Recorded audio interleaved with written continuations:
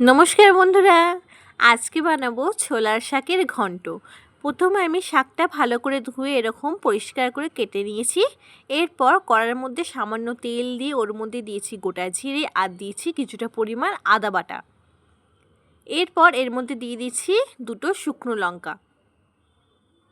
সব কিছু একটু ভালো করে তেলের সঙ্গে ভেজে নেব। তারপর এর মধ্যে মশলা অ্যাড করব। দিয়ে দিচ্ছি 1 চামচ বাটনা গুঁড়ো, দিয়ে দিচ্ছি 1 চামচ মতো লবণ আর দিচ্ছি 1 চামচ হলুদের গুঁড়ো। মশলাটা একটু ভালো করে কষিয়ে নেওয়ার পর এর মধ্যে আমি কেটে রাখা আলুগুলো দিয়ে দিলাম। আমি আলুগুলো এরকম শেপে কেটেছি, আপনারা চাইলে এর মধ্যে অন্যরকম শেপেও দিতে পারেন। আলুটা ভাজা হয়ে যাওয়ার পর এর মধ্যে আমি শাকটা দিয়ে দেবো। একদম ঘরোয়াভাবেই বানাবো, তবে শাকের স্বাদটা ভালো বোঝা যাবে। কোনো বাড়তি মশলা আমি এর মধ্যে অ্যাড করব না। ঢাকনা দিয়ে দিলাম। 10 মিনিট পর ঢাকনা খুলে দিলাম। আলুটা অনেকটাই সেদ্ধ হয়ে গেছে, শাকটা থেকেও জল বেরিয়ে এসেছে। সামান্য একটু নেড়ে চেড়ে নেবো।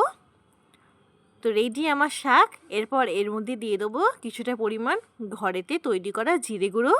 তো রেসিপিটি ভালো লাগলে প্লিজ লাইক কমেন্ট শেয়ার করবেন। Thank you for watching.